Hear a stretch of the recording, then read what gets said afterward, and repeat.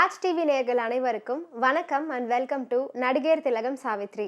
நம்ம நிகழ்ச்சியில் சாவித்ரி அவர்களுடைய திரை பயணத்தை பற்றின பல சுவாரஸ்யமான விஷயங்கள்லாம் பார்த்துட்ருக்கோம். இன்னைக்கு நிகழ்ச்சியிலும் உங்களுக்காகவே இன்னும் பல அற்புதமான விஷயங்கள்லாம் காத்துட்ருக்கு. வாங்க நம்ம நிகழ்ச்சிக்குள்ளே போகலாம்.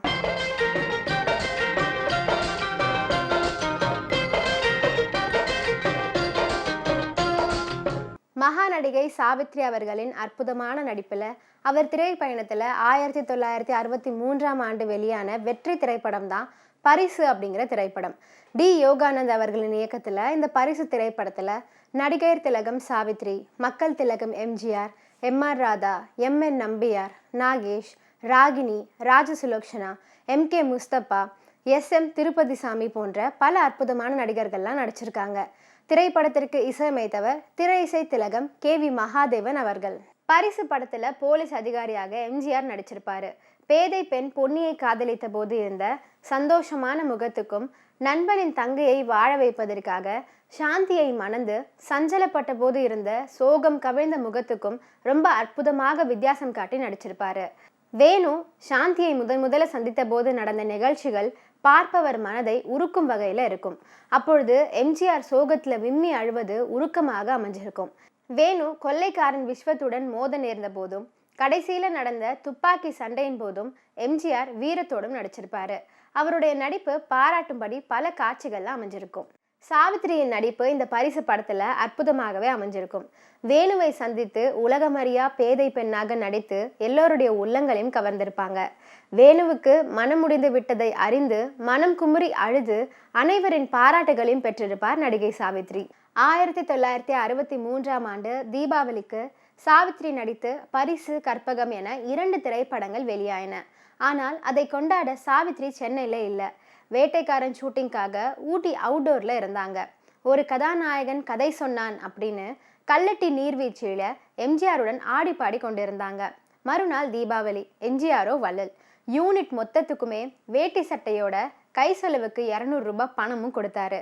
மக்கள் திலகத்துக்கு தான் ஒன்றும் சளைத்தவர் கிடையாது அப்படின்னு சாவித்திரியும் நிரூபிச்சாங்க.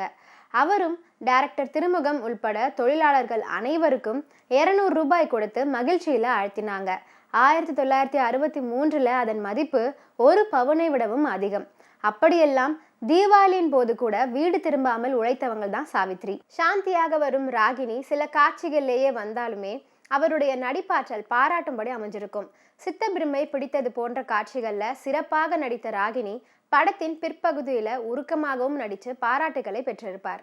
பொன்னுலகம் நோக்கி அப்படின்னு தொடங்கக்கூடிய ஒரு அபூர்வமான பாடலும் இந்த பரிசு திரைப்படத்துல இடம் பிடிச்சிருக்கு. புது தம்பதியருக்கு இது முதல் இரவு. அற்புதமாக மற்றவர் முகம் சுளிக்காத வண்ணம் இலைமறை காயென பாடல் பயணிக்கும் விதம் அருமையாக அமைஞ்சிருக்கும். எழிலரசி ராகினியின் எழிலான நடனம். எழிலரசியாக நடித்த ராகினி யாரு அப்படின்னு பார்த்தீங்கன்னா பத்மினியின் சகோதரி தான். எம்ஜிஆரும் ரொம்ப அழகாகவே இருப்பாரு. சுசிலாவின் இனிய தேன் குரல். KV மகாதேவன் அவர்களுடைய இசையமைப்பும் இன்னும் அற்புதமாகவே அமைஞ்சிருக்கும். அருமையான முதலிரவு பாடல்.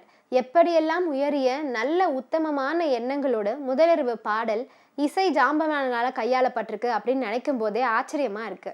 நம்பியார் அவர்களின் நடிப்பும் பரிசு திரைப்படத்துல பாராட்டும்படி அமைஞ்சிருக்கும். அவர் போடும் மாறு வேஷமும் அதற்கு ஏற்ற நடிப்பும் கனக்கச்சிதமாக அவருக்கு பொருந்தி போயிருக்கும். சண்டை காட்சிகள்லையும் சரிசமமாக போட்டி போட்டு நடிச்சிருப்பாரு. பரிசு படத்தில் சர்க்கஸ் பைத்தியமாக வரும் நாகேஷின் நகைச்சுவை காட்சிகள் ரொம்பவே ரசிக்கும்படி அமைஞ்சிருக்கும். இப்பொழுது நினைச்சால் கூட ரசிகர்களுக்கு சிரிப்பு வரும். ரகு கதாபாத்திரத்தின் தங்கையான மாலாவின் கேரக்டரை ராஜசுலோக்ஷனா ஏற்று நடிச்சிருப்பாங்க. ராஜசுலோக்ஷனாவின் நடிப்பும் இந்த பரிசு திரைப்படத்துல பல இடங்கள்ல பாராட்டும்படி அமைஞ்சிருக்கும். இந்த பரிசு திரைப்படத்துல பட்டு வண்ண சிட்டு அப்படின்னு தொடங்கக்கூடிய ஒரு அற்புதமான பாடலும் இடம் பிடிச்சிருக்கு. இசை மற்றும் ராகம் அற்புதமாக இருக்கும். தொகையராவுடன் ஆரம்பிக்கும் அழகான பாடல். இசையமைப்பு யாரு அப்படின்னு பார்த்தீங்கன்னா KV மகாதேவன் அவர்கள் தான். இந்த பாடலை TMS அவர்கள் பாடியிருப்பாரு. 1959 இடது கால் தொடை எலும்பு முறிவுக்கு பின்னரும் சிறப்பாக நடனமாட முடியும் அப்படின்னா அது எம்ஜிஆரால மட்டும்தான் முடியும்.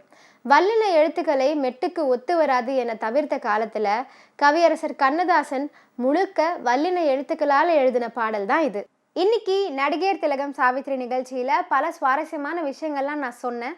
இதெல்லாம் கேட்டு ரசிச்சிருப்பீங்கன்னு நினைக்கிறேன். இந்த நிகழ்ச்சியை தொடர்ந்து பாருங்க. நன்றி, வணக்கம்.